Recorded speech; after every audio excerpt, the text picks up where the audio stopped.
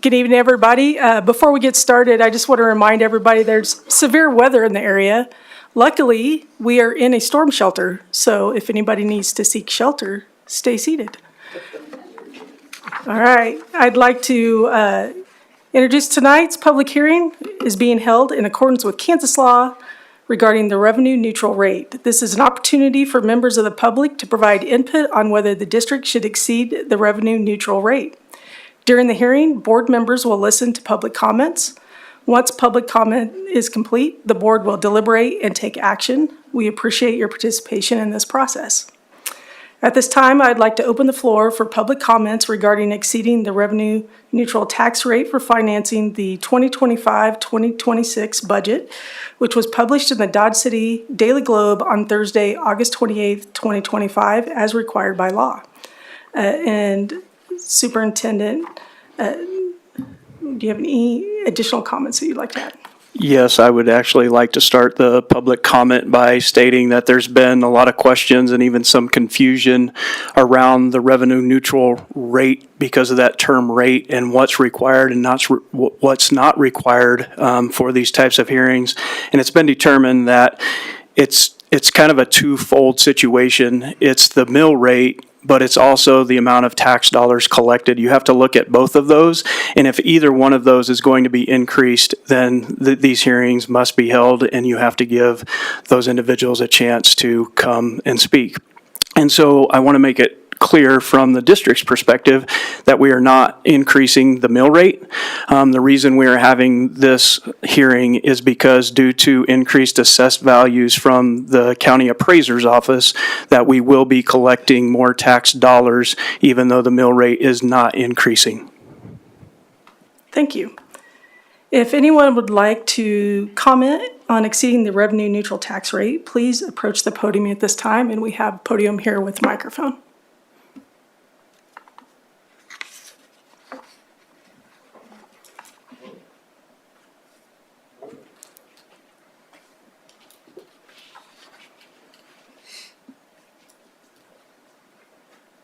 Good evening, ladies and gentlemen, members of the board.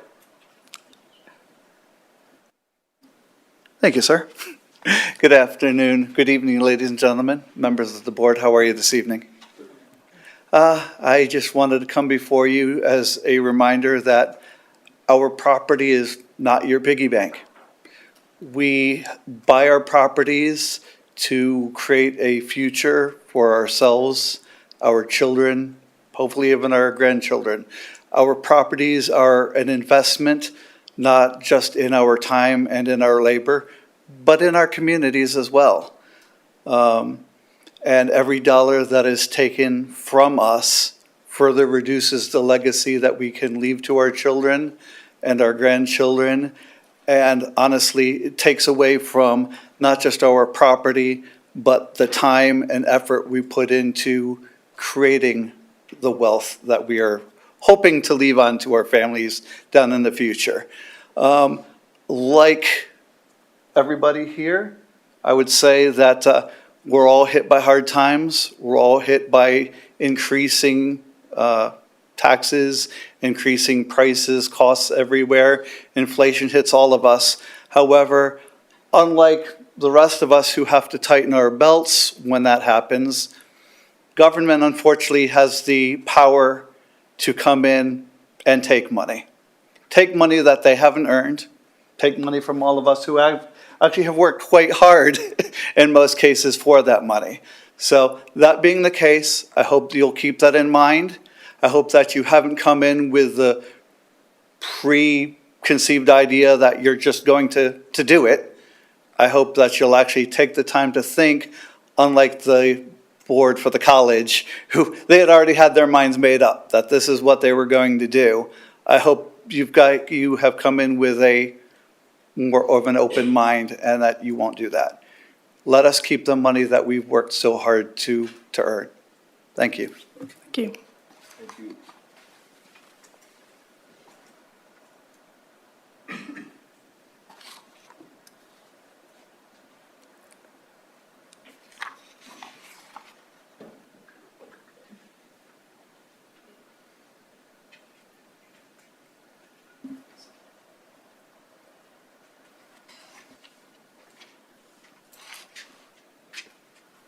Well, I wish my niece Lisa Killian was here because I kind of like her to heard this. But, I'm kind of tired of paying property taxes. It's just perpetual economic income warfare on us. And if you have a farm and you're not getting what you feel like is a decent return on your investment, well, this is just negativity. It's all negativity to you, and you have a choice. Yeah, you can sell out, sure, but then what are you going to do? You still have to make a livelihood, and the chances at my age of finding another line of work are just pretty damn poor, when you've already worked 30, 40 years, like it's already, you're locked in. And I've been kind of pushing myself. I've heard about them talking down in Texas about just eliminating property taxes down there. And down there in Florida, old Satana or whatever his name is, the governor down there, he's been thinking about it. And they've got a little different setup down there, and each county can revoke property tax levy, I guess, is how I understand it. But he's been talking about putting it in, in a state vote, and I don't know how that'd turn out. And I saw what happened with the ag land stuff. We got big promises 20, 30 years ago, like it's going to do wonders for you. And well, they come in and, like they've got everything's top secret. They don't want anybody to know what figures, where they get their figures from. And so they go out and I kind of looked into it when it first came in. What I saw or heard was that they were going to great big operators, the powerful men in the farming community, the ones that had 180 circles or something, and they were using those figures to come up with costs. Well, that's not your ordinary person. I mean, it's a farmer. I mean, that's ridiculous, and you can't go say, well, I want to see what your figures, who you're getting all this from. And, like guys like that, why they got the best of everything. And, they load their tractors up on semi-trucks and they go from one field to the next, and they got hired men.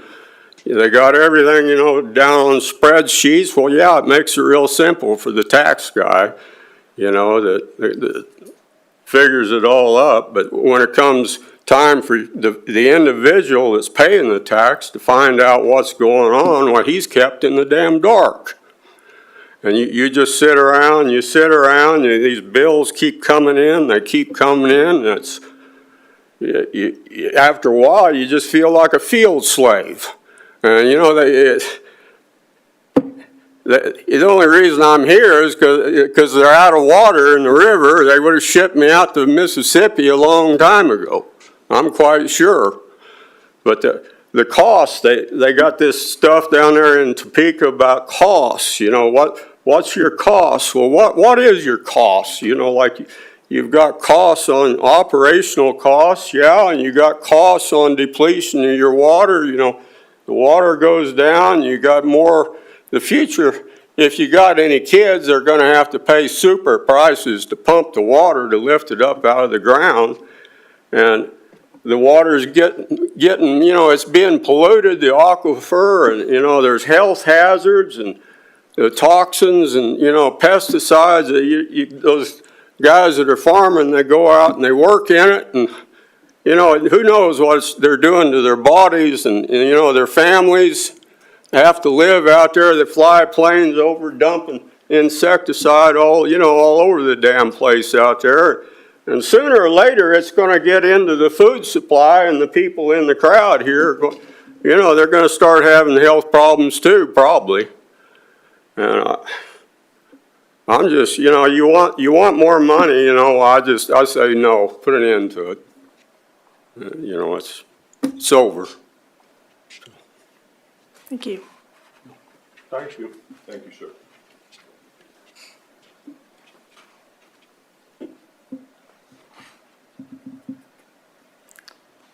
All right.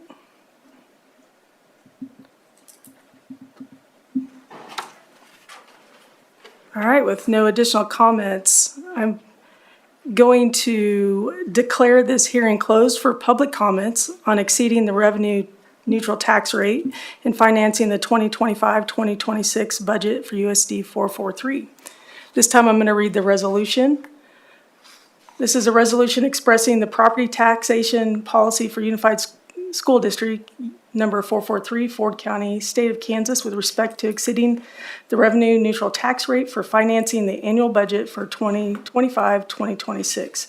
Whereas KSA 79-2988 provides that a levy of property taxes to finance the 2025-2026 budget of USD 443 exceeds the revenue neutral tax rate to finance the 2025-2026 budget of the USD 443 be authorized by resolution.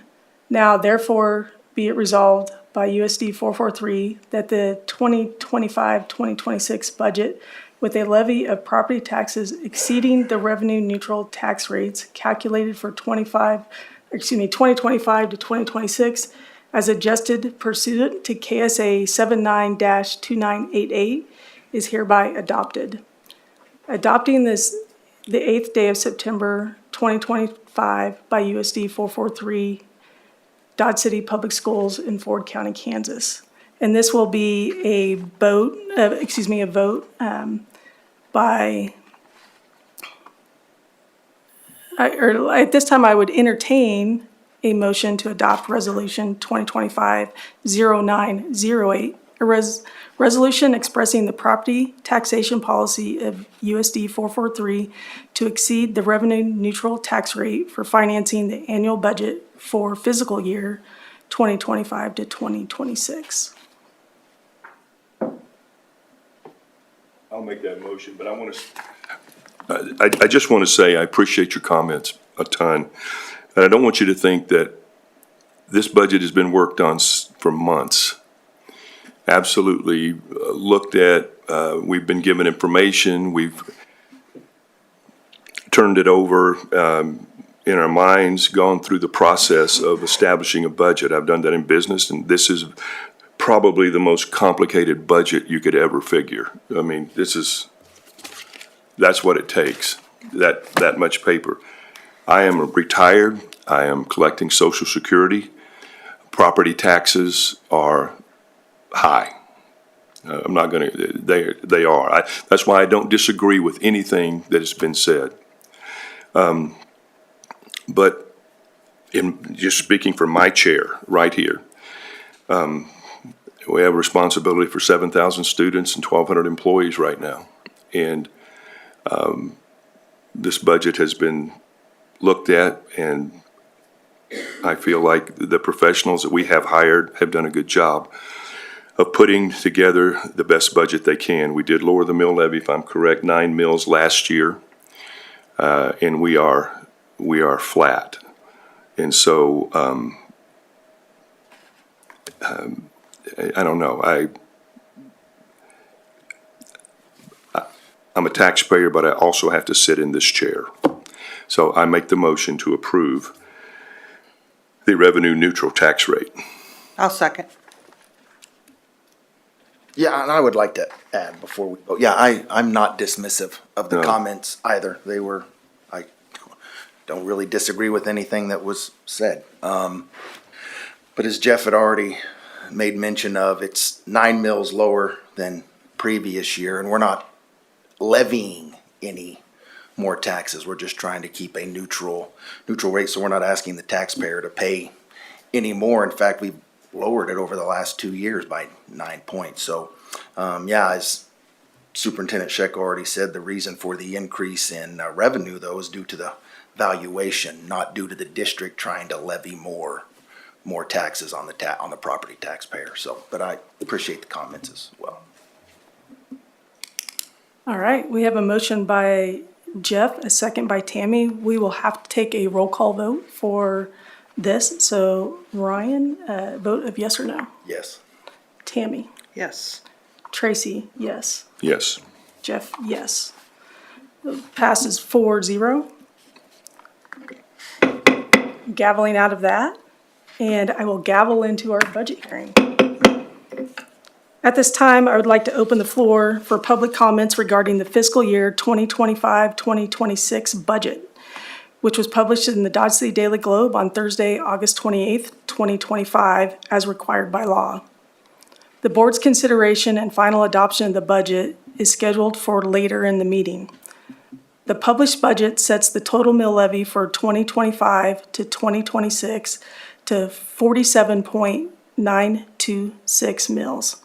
If anybody would like to comment on the published budget before the board takes any action on it later in this meeting, please approach the podium at this time.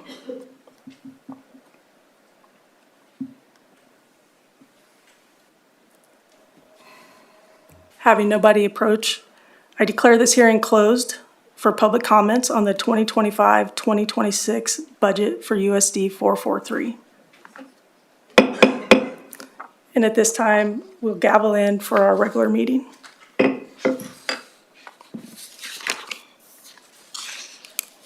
All right, I'd like to call this meeting to order. If you guys would all please rise while we say the Pledge of Allegiance.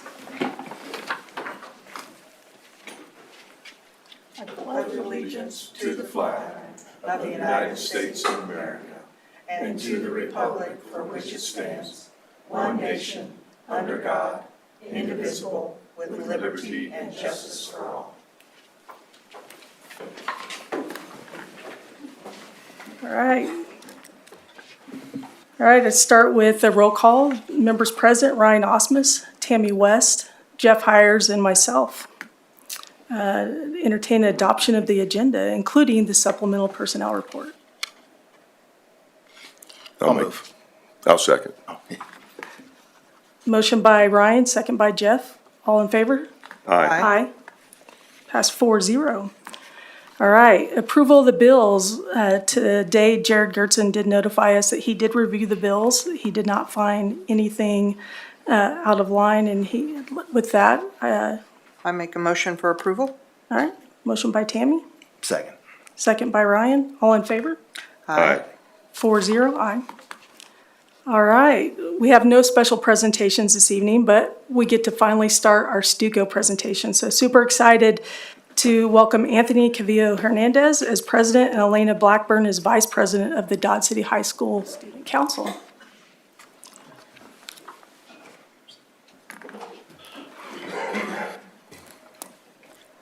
Feel like we should have clapped or something. All right, super, Yeah.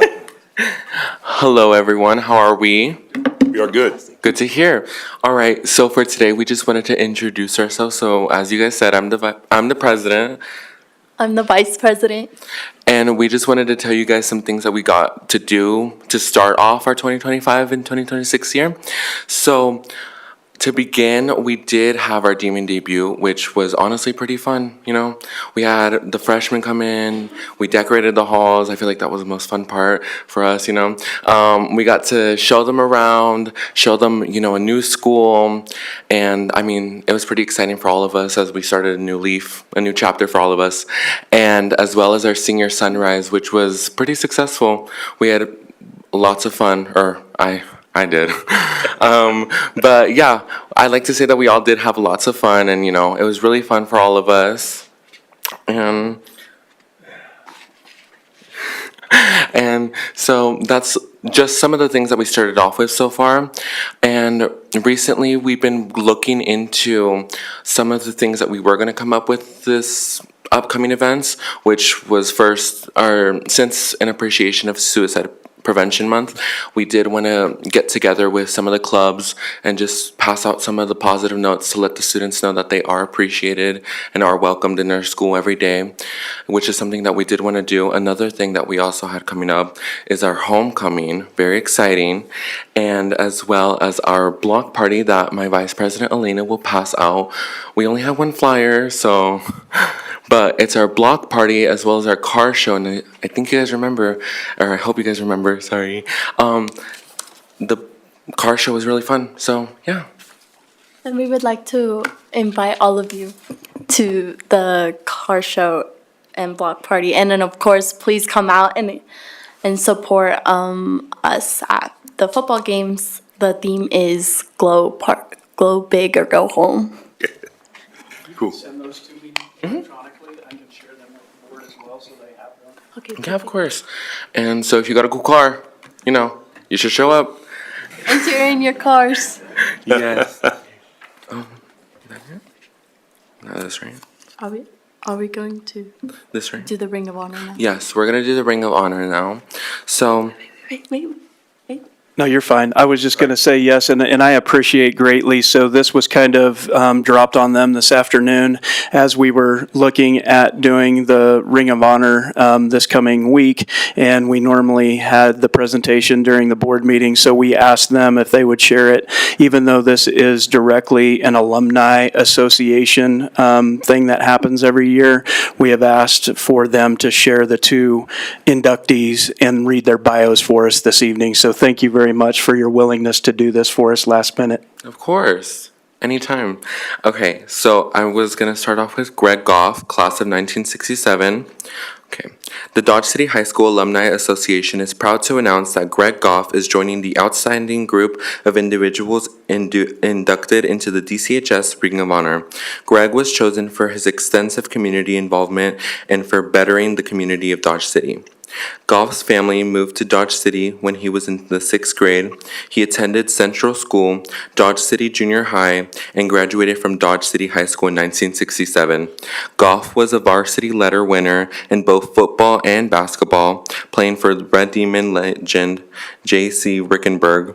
After graduating from DC3 in 1969, Goff attended Baker University on a basketball scholarship.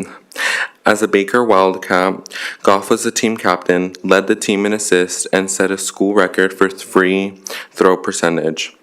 In 1971, he graduated from Baker University, was a degree in physical education, and a minor in social science. Goff taught and coached basketball at Harrington and Spearville High School for 4 years before he chose to return to Dodge City to join the family car business with his father, Don Goff, in 1974. Thus, he began his quest as a community-minded businessman and supporter of all things Dodge City in Southwest Kansas. Greg was instrumental in launching Upward Bound Basketball in Dodge City in 2000. The focus of Upward Basketball was to develop and teach youth about basketball and share the gospel of Jesus with the athletes. Goff continues to be a generous supporter of the Fellowship of Christian Athletes. He has also wanted students to know the importance of using sports in their platform to glorify the Lord. Greg is married to a former Red Demon educator, Linda Burke Goff. They have 3 sons who all graduated from DCHS, Jared, Travis, and Derek. Greg Goff will be inducted into the DCHS Ring of Honor at halftime of the home opener for Red Demon football at Memorial Stadium on Friday, September 12th. Ring of Honor inductee 2025.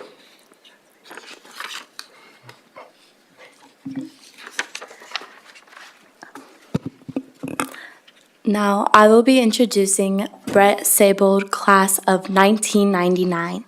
The Dodge City High School Alumni Association is proud to announce that Brett Sable is joining the prestigious group of individuals inducted into the DCHS Ring of Honor. Brett was chosen for his outstanding career accomplishment with USAA.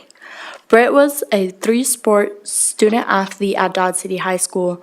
Most notably, he played a key role in starting rotation for the 1999 state champion baseball team, throwing a complete game in a state semifinals before turning around and starting the state championship game later that same day. His 9 innings of work in a state tournament is a DCHS baseball record. After he graduated from DCHS, Saybold attended Dodge City Community College, where he earned his associate's degree before transferring to Kansas State University, where he earned his bachelor's degree in finance. After his time at K-State, Brett moved to Texas and began his career path as an intern for USAA. Saybold worked for USAA for 20 years before being promoted to Executive Vice President and Chief Financial Officer of USAA. Now, as CFO with 1,110 people on his team, Saybold is paying it forward, encouraging others to learn and grow. If you do your job well, remain patient about learning, and help others succeed, you'll have a great career without even needing to bounce around to different companies, Saybold said. In 2019, Saybold was named the San Antonio Business Journal's 40 Under 40 Man of the Year at age of 44. Saybold became one of the youngest CFOs at Fortune 500 companies in the nation. Brett married fellow Red Demon Chandria Cohn, and they reside in San Antonio, Texas. They have 2 children, a son, Riker, and daughter, Dagny. Brett will also be inducted into the DCHS Ring of Honor at halftime of the home opener for the Red Demon football at Memorial Stadium on Friday, September 12th.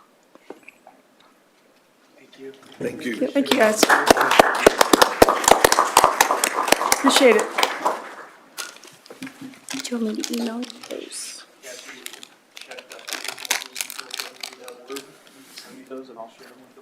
All right, Amazing. awesome. All right, thank you, guys. All right. Thank you, well, guys. Appreciate it. All right, now we'll move on to Comanche Middle School Student Council President Liliana Valadez.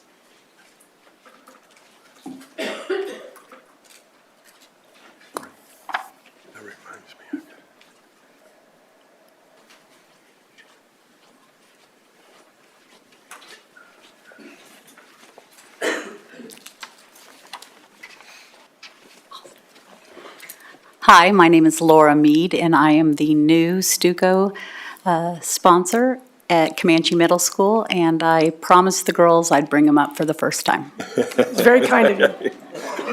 Good. Hello, I am Liliana Valadez, and I am the president of Stuco. Hello, I'm Brinley Weber, and I'm the vice president of Stuco. So far this year, we have delivered the yearly meeting calendar and important dates. The Stuco membership drive encouraging new members in 6th, 7th, and 8th grade. Created a Stuco Google Classroom account to share announcements, Stuco has formed 4 communities and done signups: fundraising, service, recreation, and media. We have also started our daily announcements delivered over the PA system. We are starting to plan our Yellow Ribbon and Spirit Week. Our next meeting is scheduled for September 19th. Thank you for listening. Is there any questions? No, appreciate you. Oh, great job, ladies. Great job. All right, and finally with Dodge City Middle School Student Council President Xavier Hernandez.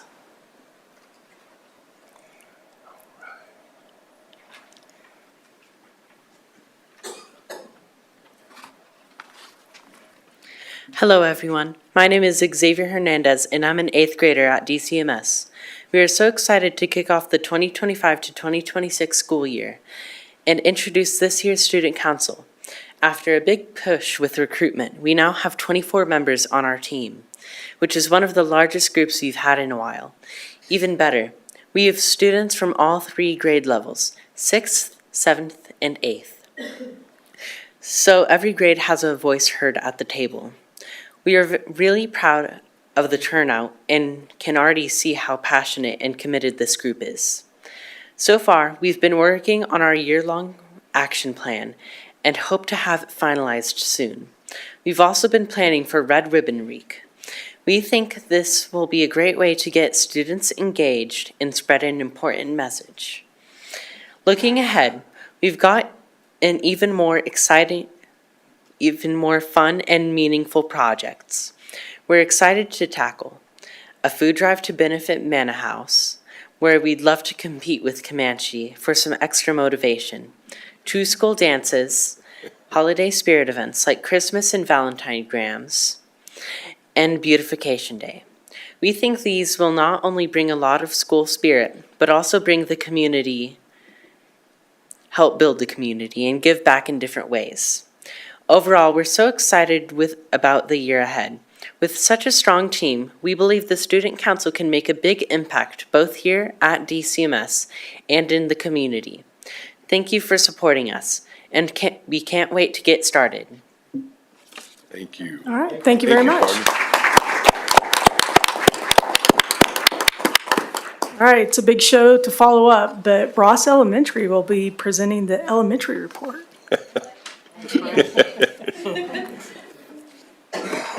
They did a great job. Yes. School board and Mr. Scheck, our elementary schools are off to a strong start this fall. All buildings have completed our Fast Bridge screening and begun analyzing the data with teachers. Safety preparedness has been a focus with safety drills starting and crisis training occurring in the buildings. Let's see, we're building strong connections with families in the community through McTeacher Night. I think you can support Sewell tomorrow. We'll all have our day soon. Friday morning welcomes, High Five Fridays, site council meetings, and PTO meetings starting back up. Teachers are getting in the swing of things and starting to dig into the curriculum and getting their lessons engaged for students. And we're reinforcing building-wide character themes and core values and aligning those as a building. From new mascot designs at Bright Beginnings to picture days, our schools are balancing academics, safety, and culture building as we start the year. Thank you. Thank you.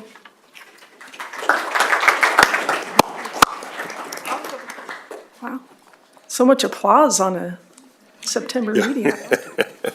All right, at this point, we'd like to recognize the recognition of visitors. Persons may present ideas or concerns regarding USD 443 schools. No action will be taken by the board at this meeting. Personalities and behaviors of employees are not to be presented during this period, but are to be reported to the employee's immediate supervisor. The president shall determine the amount of time to be spent for citizen participation. This time, is there anybody who would like to come to the podium? All right. All right, we'll move on to the consent agenda. Consent agenda includes approval of personnel, including the supplemental personnel report, approval of minutes for August 25th, 2025 Board of Education meeting, approval of minutes for August 2025 Special Board of Education meeting, approval of donations to Dodge City High School, approval of Kansas Apprenticeship to Educator A2E grant, approval of fiscal year 25 Carl D. Perkins Secondary School Improvement Reallocation Grant, approval of renewal contract with SWK Security, and approval of Perkins Secondary School Improvement Grant. Entertain a motion for the consent agenda? Make a motion that we approve the consent agenda. Motion by Jeff, second by Ryan. All those in favor? Aye. 4-0. All right, now on to new business with curriculum instruction and the 2025-2026 radars. Good evening. While Kelly Clark is pulling up the presentation, I'll give you a little bit of background information. On page 46 of your board packet, you'll have a brief informational presentation tonight. We wanted to give you a little bit of an overview on how our professional development is determined and by whom and the timeline, as well as the process. I'm not sure if the board can access the intranet side of the school district through the staff page. Can you? Okay, what Kelly's going to show you is where you can go in and see all the approved radars, which are the documents for each building of their professional development focus throughout this school year. So what we begin the spring prior to the upcoming school year in the process. And really it starts at the teacher level in the building. It involves their professional learning steering committee rep, their building leadership team, their building administrators, as well as then eventually it gets to the district office. And what you'll see is a process, and RADAR stands for relevant, aligned, data-driven, action-oriented, and results-driven. This process is entirely set up to make sure that the outcomes, which are the student outcomes, are moving the needle for the building strategic action plans, which are aligned to the district action plans. So the act of professional development really is the adult action. Our staff, and I want to commend our building administration, the teachers, all the committees within the buildings for really being intentional that these adult actions and adult learning drive to some kind of a student outcome. That's really where we focused our shift in the last 2 years in all professional development. So with that, I'm going to turn it over to Kelly. So on the district, the staff side, you can see in the academics, in the academics section, there's a professional development section, and within that, all of the radars are housed. I'm going to use the one for Ross as an example. Thank you, Ross. You can see that every building has their own place for radars. There's also a place for district office radars, counselors, librarians, and also there's a place for teachers way down at the bottom. Well, it's on here somewhere. That you can have radars that come through as an individual. And if it's approved, if you want to go to a conference or something, you can also follow this process. But these are actually from our the buildings and our content area reps like music and PE and such. So steering committee members work with their BLTs to create these plans, because it's really what it is, it's their professional development plan for the year. Ross, as you can see, they actually have 2 radar plans, one built around Character Strong and the other around their math MTSS. I'm going to show you their Character Strong one for now because that's the one that they're currently working on. I mean, it's kind of small, sorry, up there, sorry, and I don't know. I think I can just do that, maybe make it a little bit bigger. But you can see that each section aligns to one of the letters in the acronym. So the relevant section, that explains how the curriculum or the radar is aligned to the curriculum, what teachers teach, what they use to teach it. How is it aligned to what teachers do day in and day out? How will it help them do that better? The alignment piece is actually addressing both district goals, strategic action goals, and building goals. If it's a content group, they also explain how what they're doing, for example, in elementary music or elementary PE, how what they're going to be doing supports the district strategic action plan goals. The data-driven section is where they identify what data they used to determine this goal and how they're going to be progress monitoring their success in terms of implementing whatever the professional learning is that they've identified. Down below, if it'll let me, there it goes. The action-oriented section, those are aligned to the different professional development days throughout each quarter. And so they identify what actions are going to happen on each of those days, and then they identify a benchmark that they want to complete so that they're working toward their ultimate student-focused goal as the year goes on. And then towards the end, you can see the student final, the impact on student achievement. That's the final outcome. And they get very specific about what they want to see in terms of student growth. On Ross's, it's very, very small. I don't know if I can make it any bigger if it's going to get grumpy with me. But for example, on Ross's, they go so far as to say they're going to, it's very small on my screen. They identify what they're going to be using, but then they say that they want to reduce the percentage of students identified as chronically absent from 15.16% to 12.1%. So they're very specific about what achievement looks like.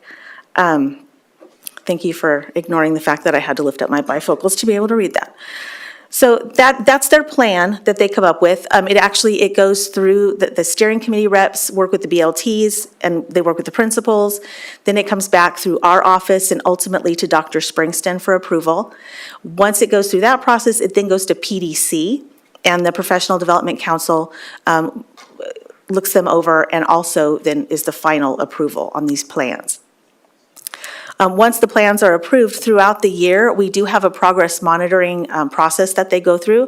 Steering committee members come to those meetings, and we talk to them about what we need them to do with their BLTs when they go back. So after each of those professional learning days, they go back to the BLTs and they complete a section of this document that shows, have they met the benchmark for that day? How do they know? Are there any implementation supports that they need to be doing in between those PD days? And are they on target to meet their final student goal? So throughout the year, we come back to this, and it allows them to, the buildings and the groups, to make adjustments as needed, because we do like to have them think about these plans as living documents. It's not set in stone. Depending on teacher needs and student needs, they may need to make adjustments throughout the year. So that's kind of the process that they follow as they create these plans, so that we have differentiated professional development for schools and content groups based on the goals that they identify.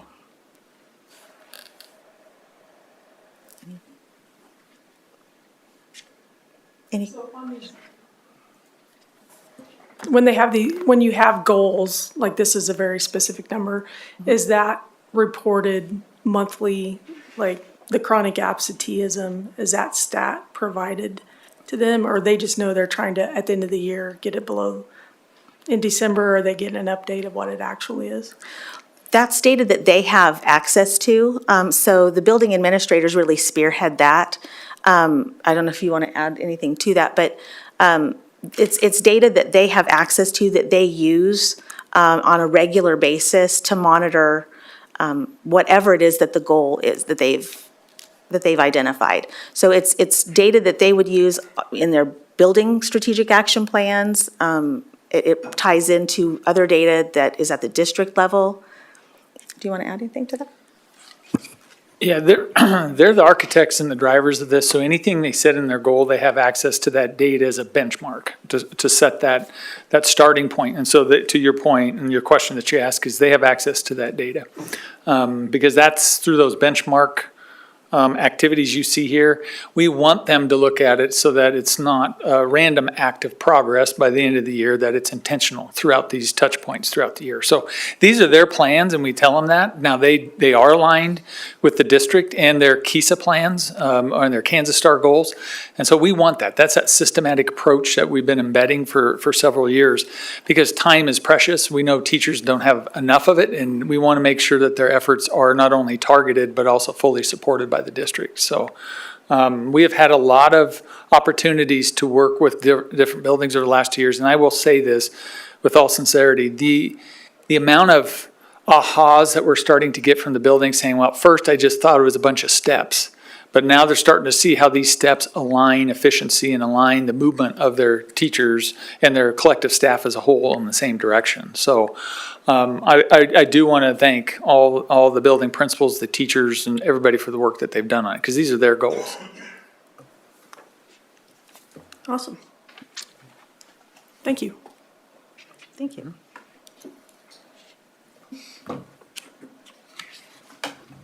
All right, now we're on to business services. Approval to adopt resolution 20250908A, the resolution to adopt LOB percentage.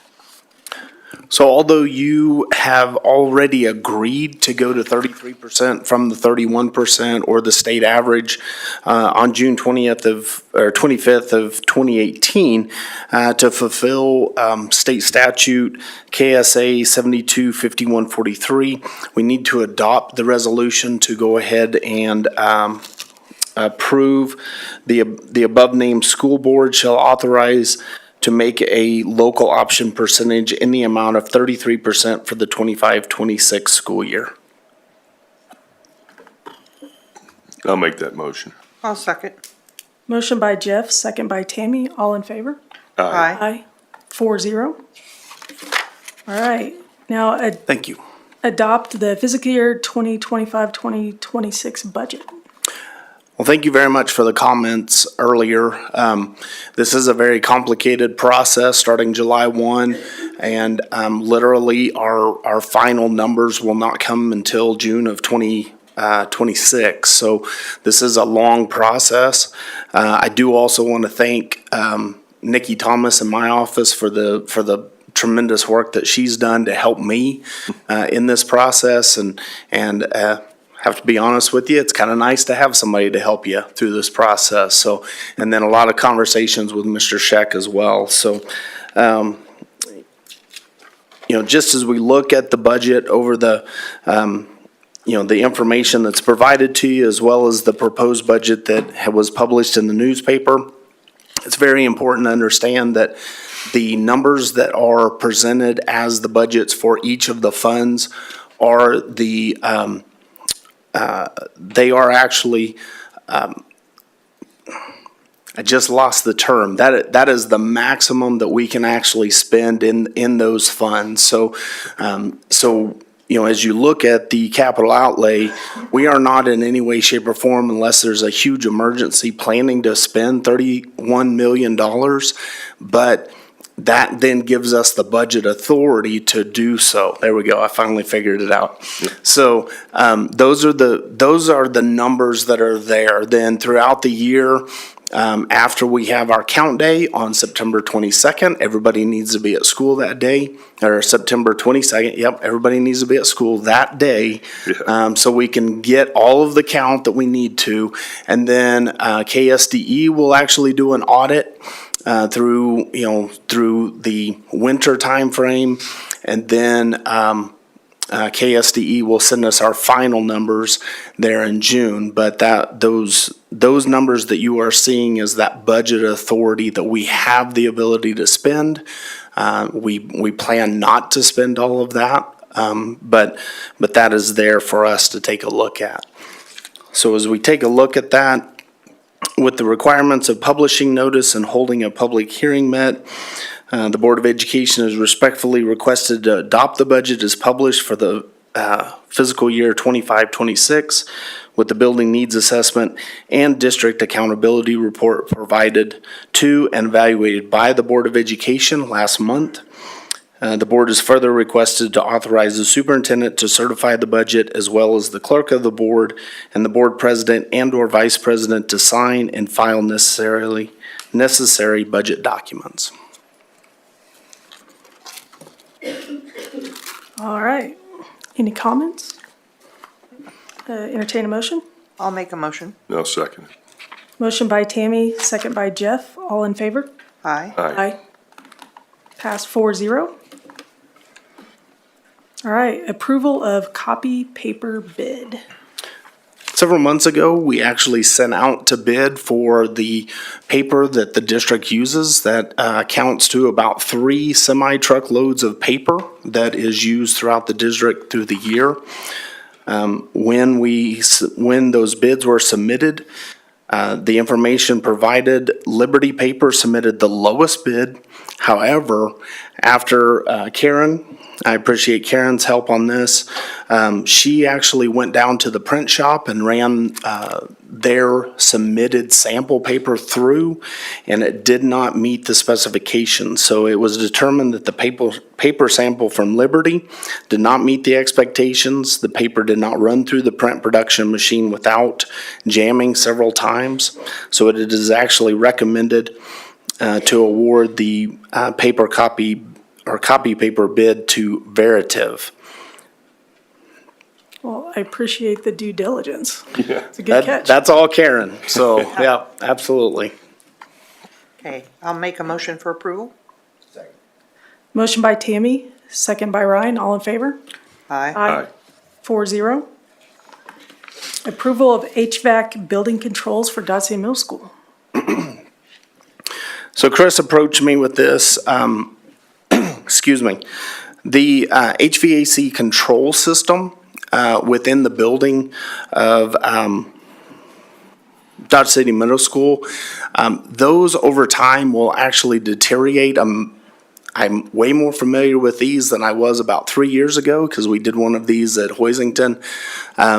So the actual programming within these systems will actually deteriorate. The hardware is not as bad, but what we're finding in DCMS is that the hardware is actually deteriorating as well. So there are several areas that will actually improve. Comfort, obviously, reduce downtime and maintenance issues.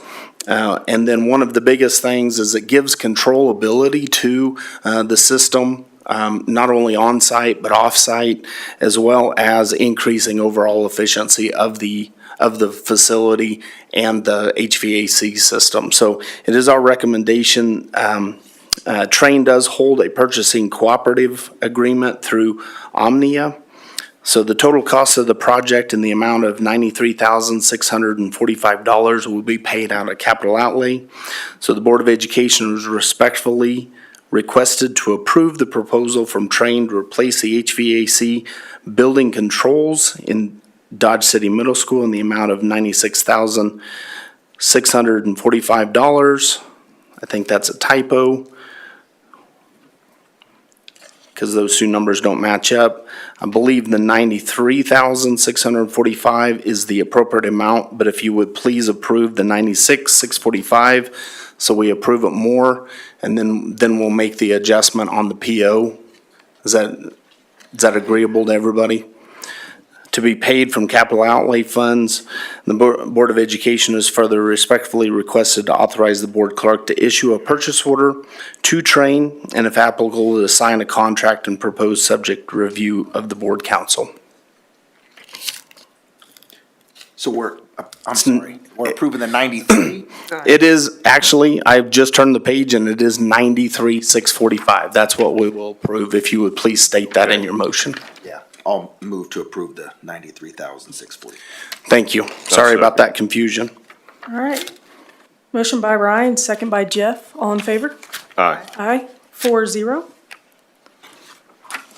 All right. All right, thank you. Thank you, sir. And while he walks away, I want to also thank Patrick for all of his work on the budget.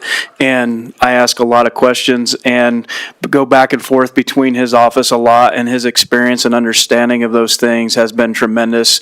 And there's no question that I don't go over there and ask that he doesn't eventually come back and we figure out where we need to go with it. And it's usually the same day. So I know he gave a lot of kudos to people during that spiel, but he is a big reason why we feel very confident with the budget that we brought before you. Thank you. Thank you. All right, Tara, approval of ratification of the negotiated agreement for 25-26. Yes, good evening, everybody. Happy to be here with you tonight. I bring before you an action item seeking your approval for the ratification of the 2025-2026 negotiated agreement.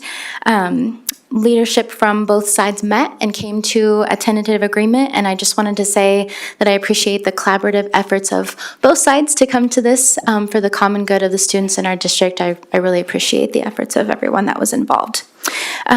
So we came to an agreement on language, and then last Thursday, Friday, it went to certified staff for the vote, and we were notified by DCNEA that the vote was ratified by certified staff last Friday afternoon. So the last step in the ratification process is to bring that before you all this evening for the vote. And so Outlined in the attachments in that consideration sheet were the adjustments to the 25-26 agreement from last year. Some of that includes the increase to the base pay, which went from $49,250 to $51,750. And that included a 3% COLA plus an additional 10 minutes that was added to the day. 5 minutes of that will be before the school day and 5 minutes of that will be after. And then we also added some additional things. We increased supplementals as well. So the total financial impact of this consideration comes to $1,822,000 before fringe. And this is to be budgeted and paid from the general fund and at-risk funds. So I respectfully request that you ratify that this evening, and I'd be happy to answer any questions anybody may have. I'll move to approve the ratification. Second. Motion by Ryan, second by Tammy. All in favor? Aye. 4-0. Thank you. Okay, on to approval, additional parents as teacher caseworker position. Yes, so at the last board meeting, you all had approved the grant funds that we received from the Russell Child Development Center in the amount of $160,000. And as part of that grant, goes to support the Parent as Teachers program through Bright Beginnings, which that helps with maternal, infant, and early childhood home visiting models, so that they go out and meet with 20 families in our community as part of that. And so as part of those grant funds, we have created the Parents as Teachers caseworker position. And so this position would continue to ensure that the Parents as Teacher model continues to be successful so that we can continue to provide those supports to the families in our community. The costs for this position, including salary, benefits, training, and program materials, is all covered by the grant. And so there is no financial consideration that comes with this request tonight. So I am respectfully requesting the approval of the creation of the Parents as Teachers caseworker position tonight. And I'd be happy to answer any questions. Exactly what do they do? I'm going to defer Okay. that to Miss Bianca. Is this the same position we were discussing when we met at Miller? Yes. Okay. Okay. Good evening. So we already have one Parents as Teacher caseworker, and this is adding an additional caseworker. And basically, they go into homes. They have a caseload of 20 families. They go into homes and have a curriculum that they follow for children to be able to have their curriculum based on their developmental levels. And so obviously our philosophy is parents are the first teachers of children. And so we are helping support that so that they are, the children are better prepared for kindergarten when they come to kindergarten. Okay. I'd move to approve the position. A second. Motion by Ryan, second by Tammy. All in favor? Aye. 4-0. Thank you. All right, next, the Board of Education member district responsibilities. First is Park and Recreation Advisory Board. Ryan? I don't have any updates. Okay. Bright Beginnings Head Start. We have our first meeting on Thursday. Fantastic. Yeah. Special Education, Jeff. We're slowly getting our para positions filled, and so far we've seen some great gains with students and embracing inclusion. So it's off to a good start. Fantastic. All right, review of district bills for October will be Jamie. And announcements for the coming month. September 22nd, Student Count Day. If that wasn't repeated once, we'll repeat it again. And on September 22nd, we have the Board of Education lunch meeting at Bright Beginnings at noon. And October 13th, the Board of Education meeting back here at 6 p.m. Is there any items for future board meetings and or additional information? Yeah, I don't know if this is something like next month we need to talk about, but I've read several articles around the country and around the world where schools are taking phones out of school. And many of them are reporting phenomenal results from it. And so, I mean, is it something, I know Great Bend, if I'm not mistaken, right, has gone phoneless. And so I'd just like for us to look into it. I'm very concerned with kids and screen times and their ability to learn. So, I mean, I, like I say, it's not something I want on the agenda next month, but just this staff does a great job of researching things. And just to spend some time seeing if that's a viable option for us.